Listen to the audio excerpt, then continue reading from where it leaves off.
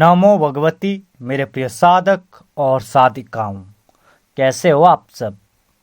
आशा और उम्मीद करता हूँ भगवती की कृपा से आप सभी ठीक होंगे।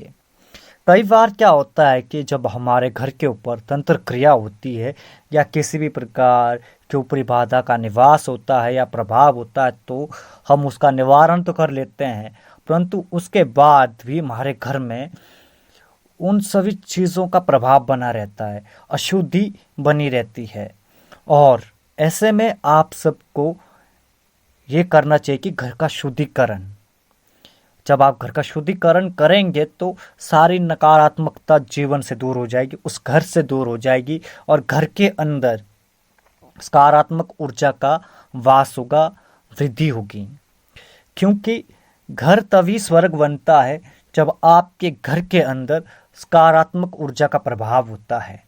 उस सकारात्मक ऊर्जा के कारण आपके परिवार में प्रेम बढ़ता है और आपसी झगड़े दूर होते हैं। जब तक घर में अशुद्धि रहती है, नकारात्मक प्रभाव रहता है, तब किसी न किसी वजह से परिवार आपस में लड़ते झगड़ते रहते हैं। किसी न किसी कारण से आपका जो मस्तिष्क है वो बंधा हुआ रहता है। आपके मस्तिष्क में किसी न किसी प्रकार का एक अजीब सा भारीपन रहता है, एक अजीब सी चिंता बनी रहती है, जबकि उस चिंता का आपके जीवन से कोई लेना देना नहीं है। ये सभी कारण होते हैं जब घर के अंदर अशुद्धि हो, नकारात्मकता हो। और आज के समय में घर के अंदर नियम नहीं हो रहे। नियम क्यों नहीं रहे? क्योंकि जब स्त्री को माहवारी आती है तो उस माहवारी के जो कुछ नियम होते हैं गांव देहात में और देवी देवताओं के, कि स्त्री जब माहवारी से ग्रसित होती है तो स्त्री को 5 से या 7 दिन घर से बाहर रहना पड़ता है, तो घर के अंदर नहीं रहना पड़ता है। घर का जो वास्तु होता है, दहलीज होती है, उसके अंदर नहीं रहना पड़ता है और स्त्री को घर से बाहर रहना पड़ता है। परंतु आज के समय क्या हो रहा है, जब किसी स्त्री को, किसी लड़की को माहवारी आती है, वो घर के अंदर ही रहती है, घर के सारे कार्य करती है, खाना बनाती है, सब कुछ करती है। आप सभी वो खाना खा रहे हैं और अपने घर के अंदर आपने देवी देवता का मंदिर स्थापित करके रखा है। तो इस नियम की गलती के कारण आपके जीवन में परेशानियां बनी है।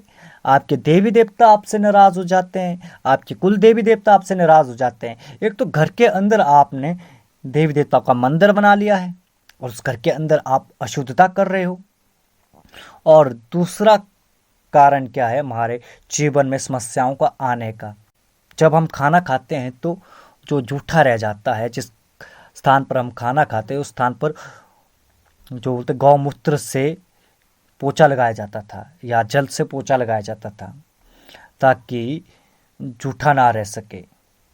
तो आज के समय क्या हो रहा है, जब हम खाना खाते हैं, टेबल के ऊपर थाली रख के खाना खाते हैं, उस टेबल के ऊपर भी हम पोछा नहीं लगाते हैं।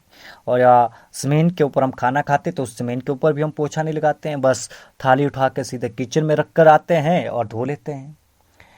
तो इस कारण से भी हमारे जीवन में बहुत ज़्यादा परेशानियाँ आ जाती है। मैं ये छोटी छोटी चीज़ें आपको इसलिए बता रहा हूँ क्योंकि आप इन सब चीज़ों का पालन करें, क्योंकि छोटी छोटी चीज़ें ही आपके जीवन को बर्बाद कर रही है और बर्बाद कर देगी और व्यक्ति को कुछ समझ नहीं आएगा कि उसके जीवन में गलतियां कहाँ हो रही है। समझ आ रही है ना मेरी बात? मैं क्या समझाना चाहता हूँ, क्या कहना चाहता हूँ? और सबसे अति उत्तम बात तो यही है कि अगर आप पूरा परिवार एक साथ बैठकर खाना खाए तो अति उत्तम है ना। आज के समय में हमारी जो नियमावली रही है, गृहस्थ जीवन की जो नियमावली है, हम उसका पालन नहीं कर रहे हैं। व्यक्ति खाने की थाली उठा लेता है और अपने कमरे में जाकर खाना खाना शुरू कर देता है। गांव देहात में जब आप रहोगे इस तरीके से नहीं कर सकते हैं। आपके साथ बहुत कुछ गड़बड़ियाँ होने लगेगी, आपको दबाव पड़ने लग जाएगा। आपको लगेगा कि रात को किसी ने आपके शरीर को दबा दिया है या आपके शरीर को किसी ने खींच लिया है या कोई आपके शरीर को घसीट रहा है, जब आप इन नियमों का पालन नहीं करते हैं। और जब गांव देहात में जो स्त्री माहवारी से ग्रसित होती है वो घर से बाहर रहती है, अगर नहीं रहती तो उस घर को शुद्ध करने के लिए बलि दी जाती है। परंतु आज आपको एक ऐसी क्रिया बताऊंगा जिससे आप घर की अशुद्धियों को दूर कर सकते हैं। और इस क्रिया को करने के बाद जो परिवार में प्रतिदिन पारस्परिक झगड़े होने लगते हैं ना, या बढ़ने लगते हैं, वो दूर हो जाएंगे। आपके प्रत्येक कार्य में जो विघ्न बाधा आती है वो दूर हो जाएगी। अगर दुष्ट आत्माओं का जो वास होता जा रहा है वो दूर हो जाएगा। आपने करना क्या है कि ठीक सूर्यास्त के समय आपने आधा किलो कच्चा दूध लेना है और उसमें आपने 9 बूंद शहद मिला लेना है। शहद शुद्ध हो तो 9 बूंद उस दूध में आपने मिला लेना है। और फिर आपने स्नान इत्यादि से निवृत्त होने के बाद एक साफ बर्तन में इन सारी सामग्री को डाल देना है। और फिर आपने मकान के सबसे ऊपरी छत से नीचे आते हुए सब कमरों में उस दूध के छींटे मारने हैं।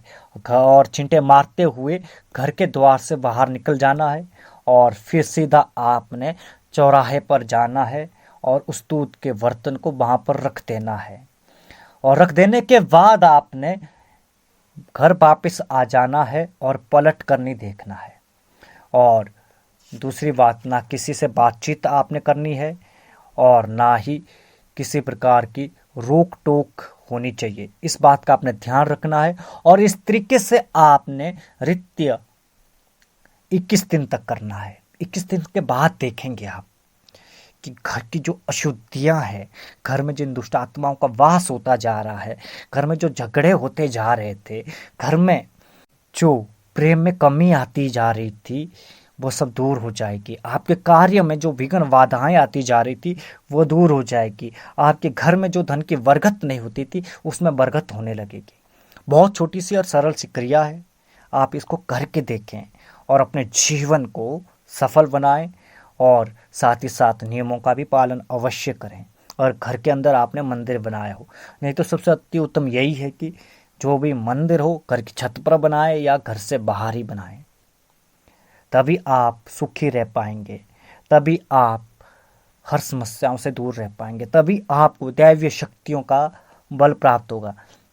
नहीं तो आप सब रोते रहेंगे कि हम इतनी पूजा पाठ करते हैं फिर भी हमें कोई लाभ नहीं मिलता है।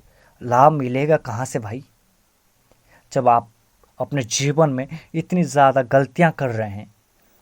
क्योंकि जब आप कर्म कांड करते हैं, जब आध्यात्मिक क्षेत्र में प्रवेश करते हैं, तो उसके साथ ही आपके ऊपर नियम आ जाते हैं। क्योंकि नियम ही व्यक्ति को सफल बनाता है। इसलिए नियमों का पालन करें और उनको अपने जीवन में उतारिए। आज के लिए बस इतना ही। मिलते हैं एक नई वीडियो के साथ, एक नई जानकारी के साथ। तब तक के लिए नमो भगवती।